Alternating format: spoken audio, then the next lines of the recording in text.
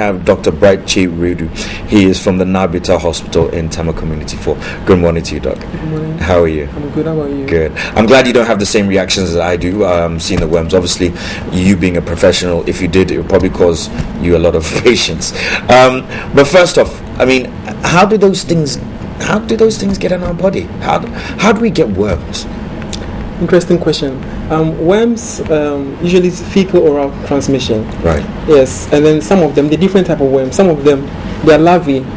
That is, they have different stages of the reproductive cycle. Okay. The worms hatch from the eggs, they become larvae, then larvae transform into infective forms. Okay. Some of them can directly invade the human body. So as in like literally penetrate your skin? Yeah. Wow. For example, walking barefooted in places. Okay. Some of them live in the soil.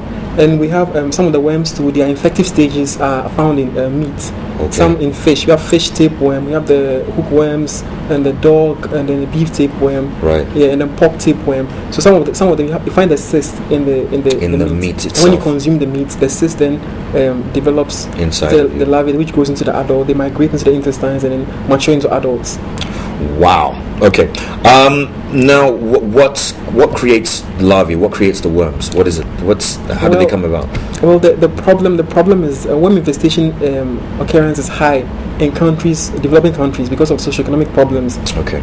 Just like cholera and the others. Anytime you have fecal matter being disposed indiscriminately, you have human beings who have got adult worms living in their intestines, producing the eggs, and then when the fecal matter is not disposed of properly and is just spreading in the soil, it keeps the life cycle going. Okay. So they develop into the larval stages. They have an intermediate host. Before some of the worms, before they can get to the human, they need to develop the larval stage in another host. Okay. Yeah, right. Like so cattle will graze, and then they eat some of the eggs. The eggs go into the cattle, then they mature into the larvae, which insist in the muscle fibers. Right. And when you eat undercooked or raw meat, that's what happens. For fish tapeworm, those who enjoy sushi. Right. Raw or undercooked fish. Yeah. And then you have the infective larvae going inside you. They migrate through the body. Most of them go through the lungs. So you cough a bit out, you swallow. Wow. Then it goes into the intestines and develop into adult worms. And then the show continues. Wow. Okay. Let's talk about newborn children, because it's been noted that newborn children, even at the early stages, are being dewormed.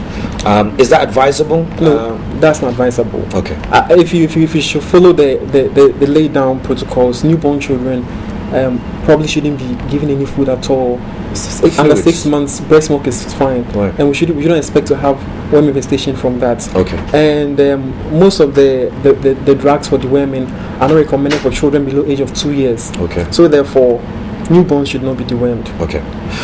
What are some of the symptoms that can come about? Because like we were saying in the introductory, some of the symptoms are very mild, so you probably not even notice until it gets to a very extreme case. It depends on the type of worm that infects you, but most of the adults tend to be asymptomatic, no symptoms. No symptoms. Yes. And mild symptoms like nausea, abdominal pain, flatulence, bloating, discomfort, and sometimes the hookworms, they suck a lot of blood and cause anemia. Okay. So you may have symptoms of anemia, headache, easy fatigue, right. Low energy, and some of the worms cause itching. We call it perianal pruritus around the anal region. Right, some of them come out at night to lay eggs around the anal region, so they will cause itching. But for children, it's a huge burden among children, because children tend to suffer a lot.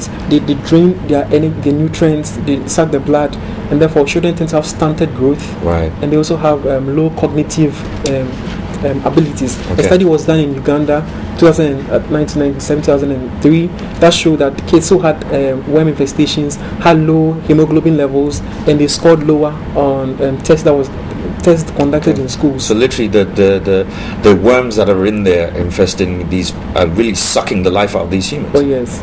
Wow. Okay. So here's a good question for you. If you are somebody who is above 2 years old or an adult, how often should we be deworming? Well, that's a bit of a controversial issue, but we in the tropical region, we have high hyperendemic, or the worm infestation level is really high here, and the burden is huge. We know that, and there are programs that support deworming, massive deworming. And so in some countries the protocol is to deworm at least once every 18 months. Okay. In some countries where it's very intense, I've practiced in places where almost all the children I was seeing were very pale, low HBs. When you look under their eye, they were so white that I had to look at mine to make sure that I don't get confused every day, because it looked like that was a normal. And when you did the stool test, they had worms. So in some places, very intense 3 monthly deworming exercise carried out among school children. Okay. And this has shown to improve quality of life. They have. So it's just one of those things where prevention is better than cure. Oh yeah. It's just a case of cleaning yourself out a little bit. But talking about prevention, the key is to improve the socioeconomic status of people. Sanitation, taking care of human excreta. There's a huge problem in this country. Yes. Cholera, you name it, all the diseases coming around. That's right. Yeah, because some of the larval stages can actually penetrate you, and then kids who don't wear sandals. I've been to places where the children go to school with no sandals. They walk through the farmlands and through muddy areas. Yeah, so that's also a key issue here. Okay. So what other treatments are there for people who have worms? I mean, eventually, let's just say, for instance, a dewormer is not working. Will it always work? Are there any forms or any other treatments that you can use to eradicate these worms infestations? Usually deworming is what we do. We have medications. There are several of them. We have first line, but the problem that's emerging now is we have fear that these massive deworming exercises will lead to resistance. So it's an issue, and they are looking at other products for deworming. So the more that we are deworming our kids ourselves, we're beginning to become stronger against the actual deworming. The larval stage is beginning to develop resistance to the anti-helminth things that we use. I mean, the drugs for deworming. So it's also a problem, but others are working on it, because eventually we'll have to get beyond that barrier. All right. Now, from some of the advertising that's been done by certain pharmaceutical companies, names will not be mentioned, but they advise to do it every 3 to 6 months. Obviously, they're trying to push a product, but is that advisable? And how can you tell? Is it you go to the toilet, you feel a bit bloated, you take a dewormer? Is that normal? Should you be doing that 3 to 6 months? Well, I would go with it, because I've been in places. It depends. In some places, for example, some of the places in Accra, people, the hygiene is quite, okay. Yeah. And people in the high socioeconomic brackets usually don't. But in some places, you go to the rural areas, people are walking barefooted. Human excreta is sometimes people even use human excreta for manure in the farm. Wow. Yeah, so it's all over the place. And if you practice in such places, most of the kids come looking very pale, low HB. If you do your studies, realize they have worm infestation. Sometimes we treat based on the evidence we have. Other times too, they come with signs that show that they have micronutrient deficiency. Right. They may have some skin, issues. Yep. Sometimes there's one that is interesting. We call it Chitinus lava migrans. You have the worm crawling under the skin like a snake, and you can actually see it. Yeah, and they bring their children like they have this thing here, so they need to be dewormed. Right. So I'll advocate.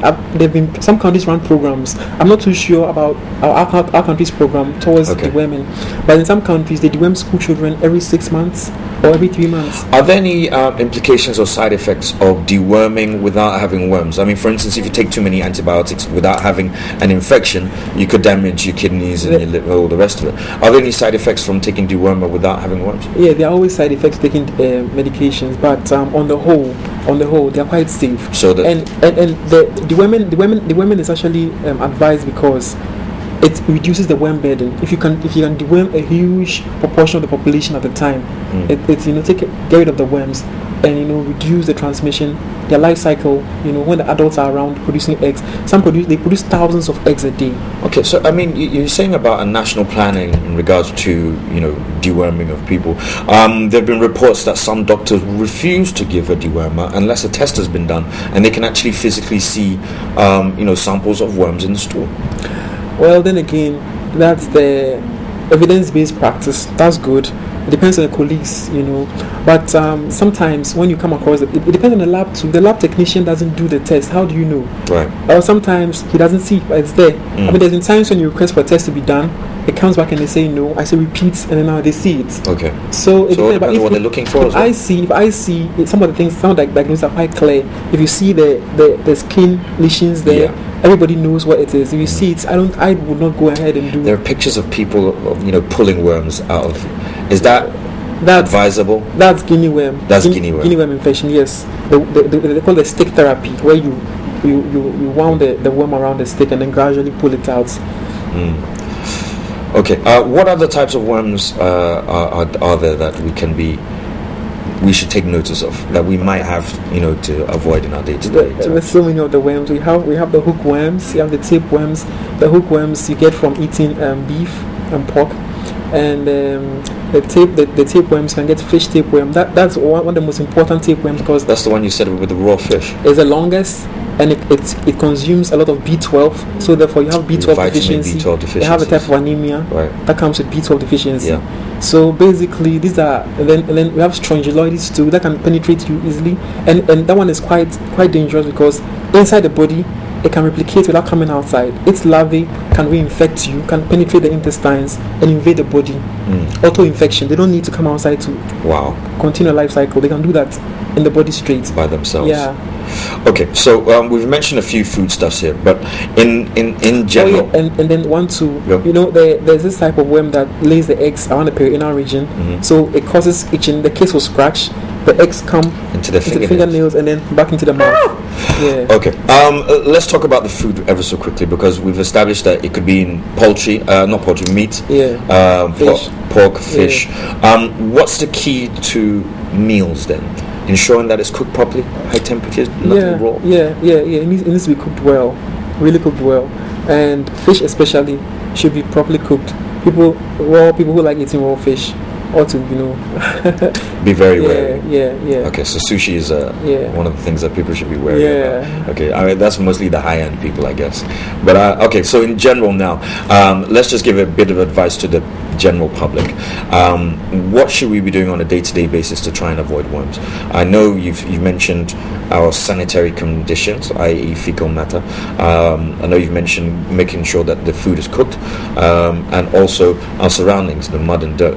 Anything else that we should be covering? Footwear. Yeah, we need to. But I want to stress on sanitation. It's bad in this country. There's basically no discipline. People still do it in polythene bags and throw them about. Yeah. Until that stops, we have problems. We have cholera. I saw cholera like Which 2 we days have. ago in my hospital. Yeah, it's still Yeah. around. Yeah. And all these got to do sanitation. We need to enforce it, and people need to stop using human excreta. In some places, people actually connect their WCs to the gutter, which is really unacceptable. Yeah. So we need to do that, and then we can embark on. But it's being done, because when I was in school, they came around to deworm us. Yeah, it's being done. So maybe we can expand it on a massive scale. Yeah. So basically, sanitation, deworming, education, and then cooking food properly, especially meat and fish.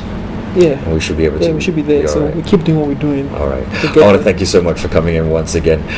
This has been Dr. Bright Che from the Nabita Hospital in Tema Community 4, and we've been talking about worm infestation. And one thing that's come out once again is sanitary conditions.